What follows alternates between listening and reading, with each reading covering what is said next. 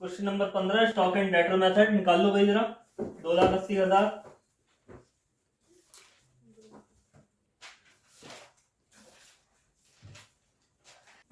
हाँ देखो क्या कहता है question. MS Anand Pustak Bhandar Agra open a branch at Jaipur as on 1 अप्रैल 2015। 1 अप्रैल 2015 को एक ब्रांच खुली है जयपुर में। The goods were sent by the head office to the branch and invoice at selling price of the branch which was 125% of the cost price।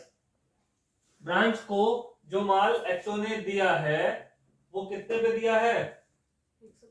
Cost का 125%, यानी अगर ये 100 है तो ये कितना है? 125 है। वही बात है, कितना है? +25%। The following are the particulars relating to the transaction of Jaipur branch, ascertaining the profit of or loss of the Jaipur branch for the year ended 31st March 2016 after preparing branch stock account and branch debtor account। ये data हमारे को दिया है। अब इस data से हम फटाफट से क्या बनाते जाएंगे? अकाउंट। तो पहला अकाउंट हमारा क्या था?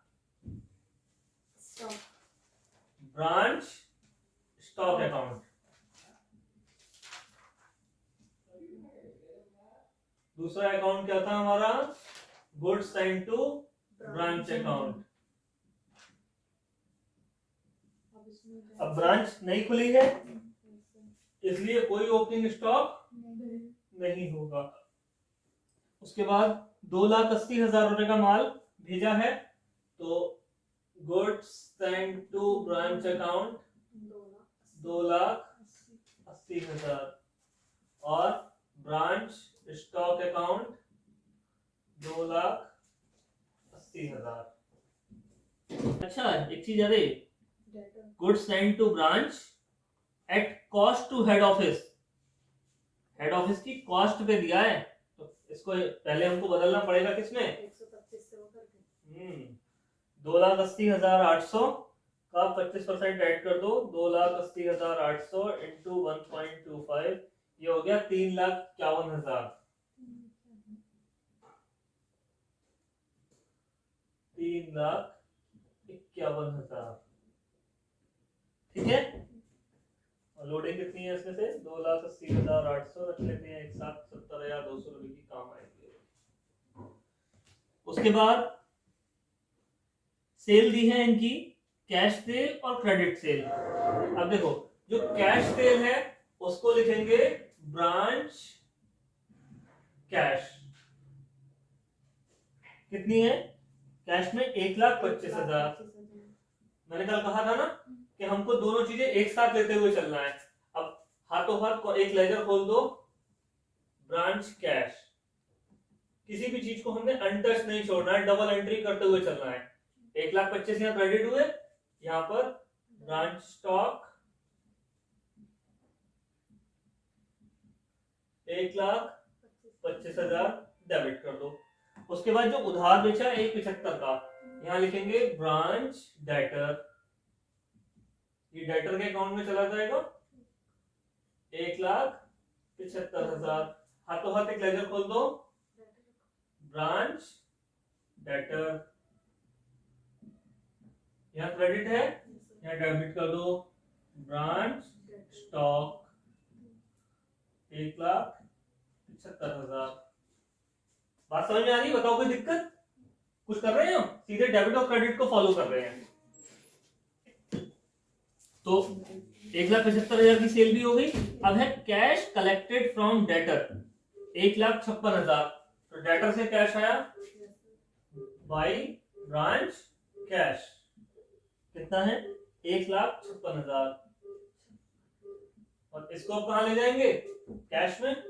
Branch debtor 1,56,000। एक जगह क्रेडिट एक जगह डेबिट, बस इसको देखते चलना। उसके बाद रिटर्न फ्रॉम डेटर 4,000 रुपए का माल डेटर ने वापस करा। बेचा था तो इधर लिखा था, अब इधर लिखो ब्रांच स्टॉक। डेट गुड्स में स्टॉक में शामिल कर दो 4,000। ब्रांच डेटर 4000,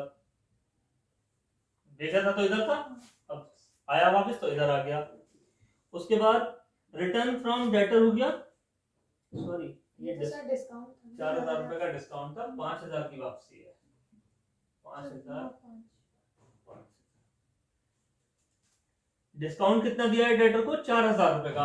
अब डिस्काउंट दिया है, एक खर्चा है, नीचे है ना, डिस्काउंट एक खर्चा है बाई ब्रांच एक्सपेंसेस 4000 रुपए हो गया।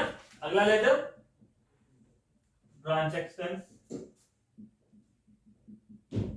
4000 रुपए का खर्चा है, ब्रांच डेटर 4000, ठीक। उसके बाद क्लोजिंग स्टॉक दिया है 55,500 रुपए का बाई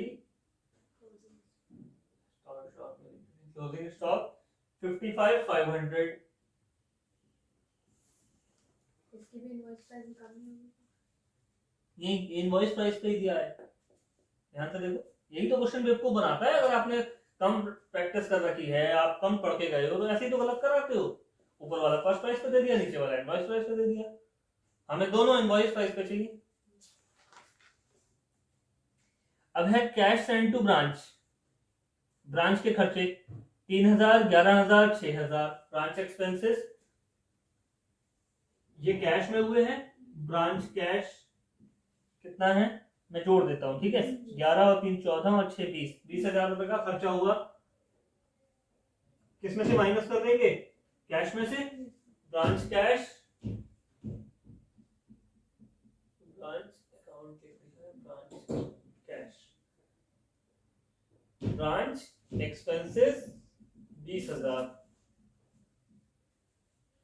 ठीक हो गया। उसके बाद क्वेश्चन कहता है spoiled goods in bales write off at invoice price 500 रुपए का स्टॉक का लॉस हुआ है, लॉस ऑफ स्टॉक 500 रुपए, और ये प्राइस इनवॉइस प्राइस पे, ठीक हो गया, खत्म क्वेश्चन। अब हम एक लेकर फटाफट से बना लेते हैं, कौन सा हमारा ब्रांच एडजस्टमेंट अकाउंट।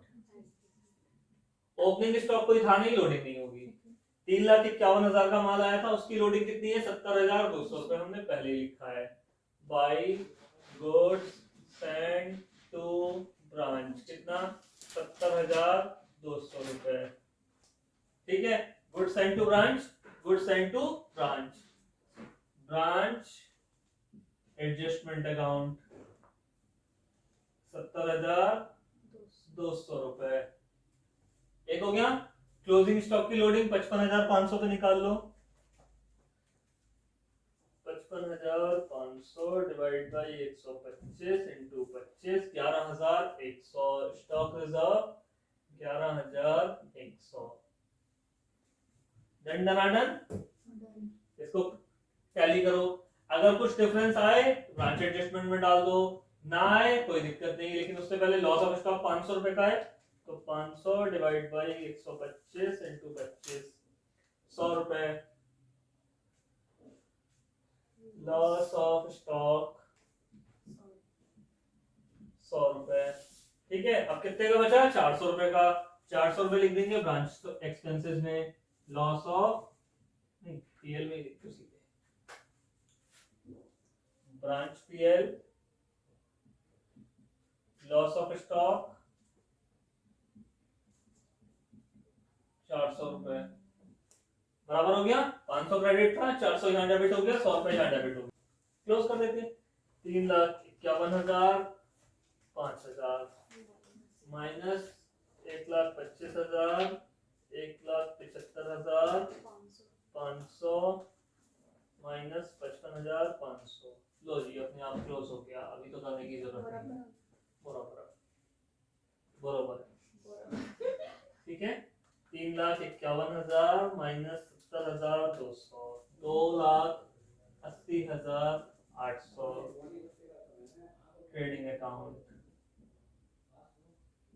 तो क्लोज हो गया। ब्रांच ये डेटर, अमाउंट भी कहीं आएगा सर? हाँ जी, ये ट्रेडिंग अकाउंट का। ना ये एचओ का ट्रेडिंग अकाउंट है, जहाँ से वो माल भेज रहा है। उसके बाद 1,75,000 माइनस 1,56,000 माइनस 5,000 माइनस 4,000, 10,000 रुपए के डेटर है। क्लोजिंग बैलेंस कितना है? क्लोजिंग बैलेंस हो गया हमारा 10,000 रुपए का बैलेंस सीडी कर लेना, ठीक है। उसके बाद आ जाओ ब्रांच एक्सपेंस कितने के हैं? 24,000 के। कहाँ भेज दोगे? Branch PL 24,000। क्लोज करो, ब्रांच पीएल में ले आओ, ब्रांच एक्सपेंसेस 24,000। ब्रांच कैश में चलो, 1,25,000, 1,56,000, 2,81,000 माइनस 20,000, बचा कितना? 2,61,000। सारे का सारा उठा के किसको दे देंगे?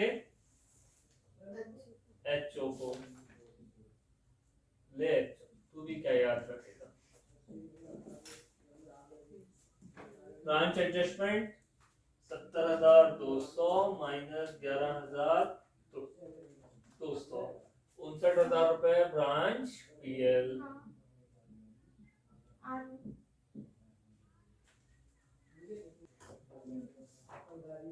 59,000, इस 59,000 को यहाँ ले आओ, ब्रांच एडजस्टमेंट 59,000।